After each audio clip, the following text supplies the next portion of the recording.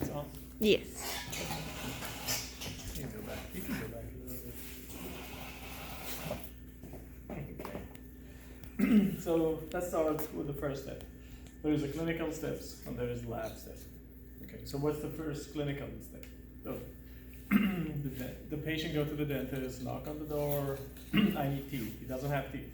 So the dentist they do all these measurements, they check their health history, they take x-ray, they see if there's remaining roots or something.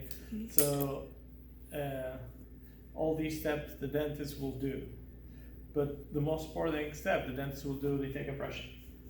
So this is the primary impression. The primary impression is going to be on stock trays. Can you see these are metal trays? They are ready-made trays. They are different sizes, small and medium and large, but they are not going to be perfect for the patient because every patient has different arch size, different resorption rates, and when the bone shrinks different from male to female. People with diabetes have more shrinks, more resorptions. They have, and so every patient or everybody is different. So this is the primary impression. The dentist will take primary first impression.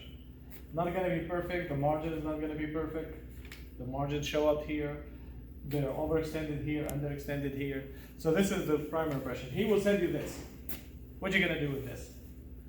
We're going to pour it with wax, put the stone on it, or we usually use a stone.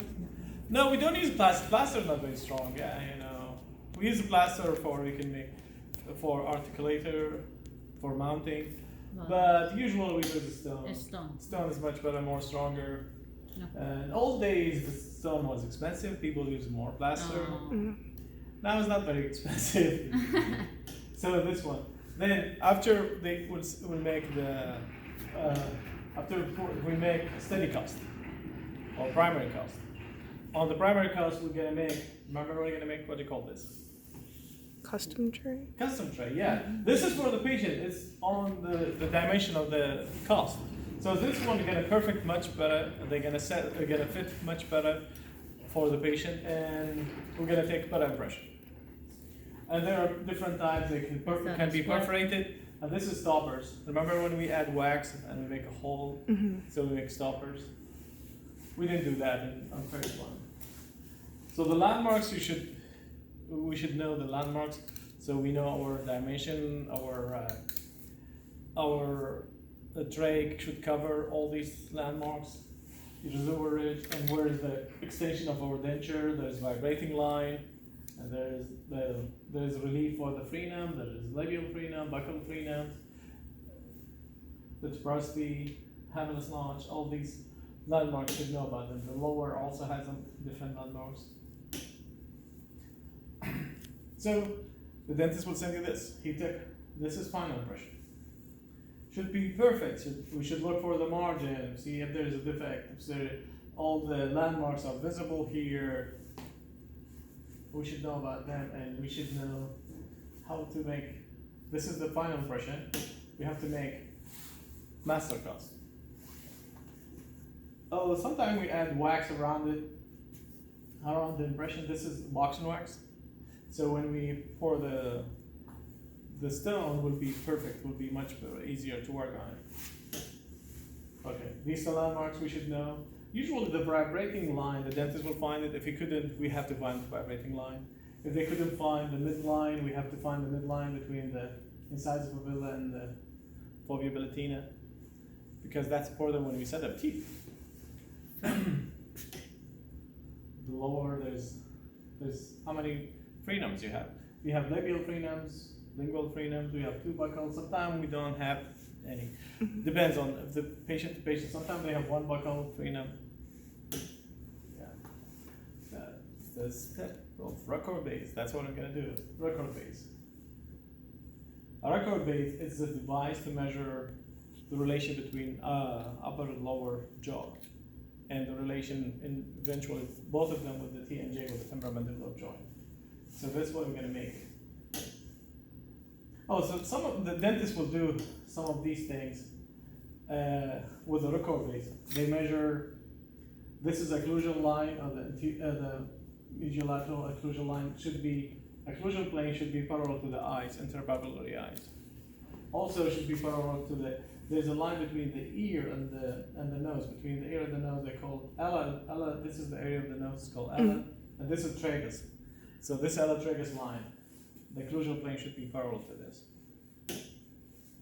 Yes, I'll show you the record base. Yeah.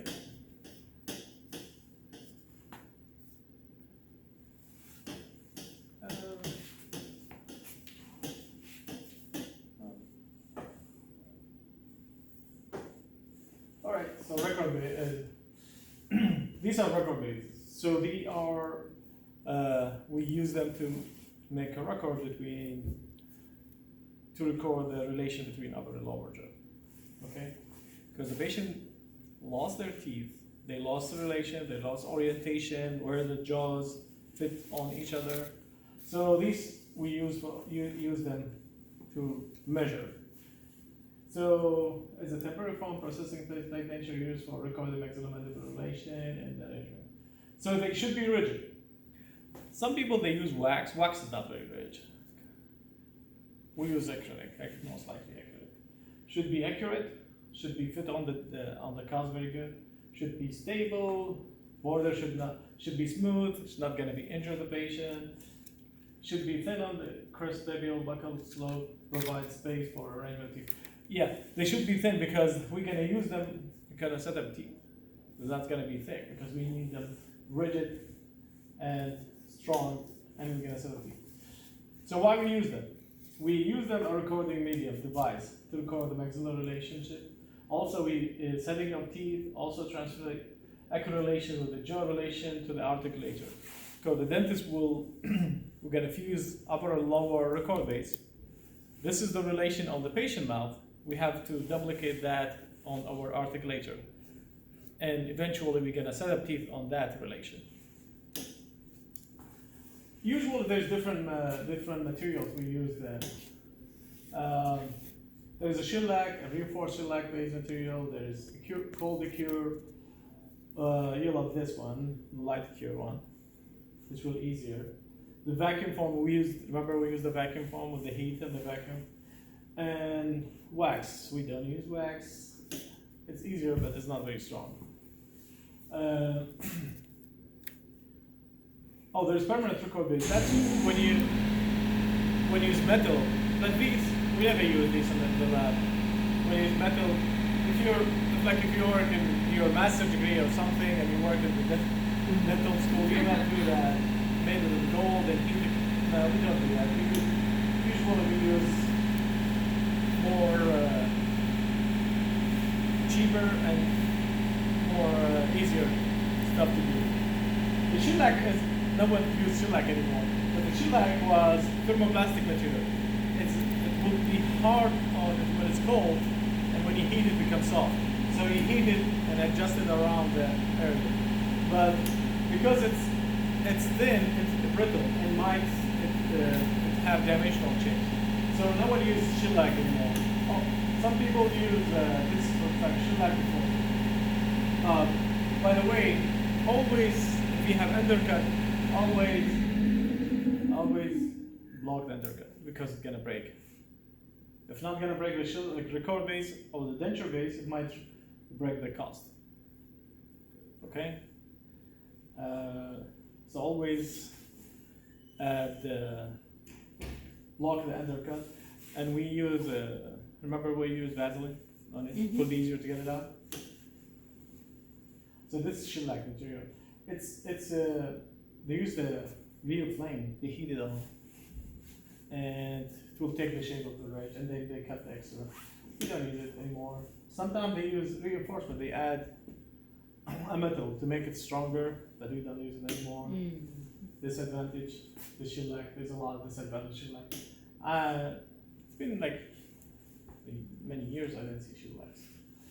The cold cure acrylic. Cold cure is a powder and liquid. You mix them together. Sometimes you mix them in a jar and you adapt them. Or sometimes you can use this you can use a sprinkle method. You spray the powder, then you put drops of the liquid. This is called sprinkle method. There's a finger adapted method. You mix them together, make them like a dough, and you then adapt it on your cost. Flasking method, it's more expensive, but you do usually that's a heat to cure acrylic. Well, these two things we don't use them. That's sprinkle method. We use them if we gonna make like a night guard with different color. We can use that. We make the powder, then the liquid, then the powder and the liquid, but we don't use it anymore. Or you can make it a doughy like this, and you adapt it to the area, and you cut the extra and you polish it. The cold cure acrylic, it's powder liquid they mix together, and they will set up within, depends on the factory and the temperature, within like an hour or maybe less, and then you polish them.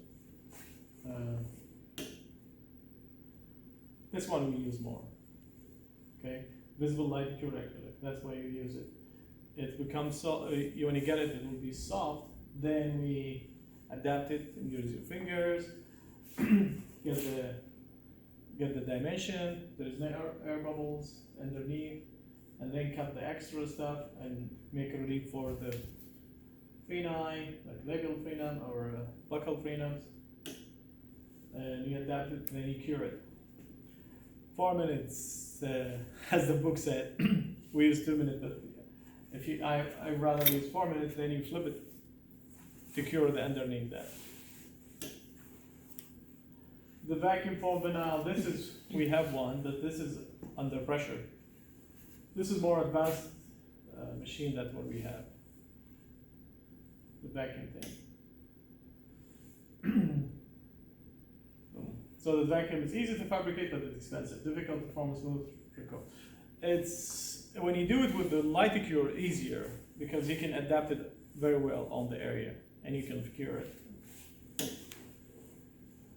Okay, this is the wax. We don't use the wax anymore because the wax is, you can just wax. Everything is wax from the top to down. But this, the wax is not stable and it might be damaged or gonna be soft. So we don't use. It's not rigid. It's like rigidity. So don't use wax. So heat process acrylic. We can use hot cure acrylic. Hot cure acrylic need to be flask. Powder and liquid, and you put them in the hot water for 5 hours. So this is a big procedure. We can do it, but it'll take a longer time, and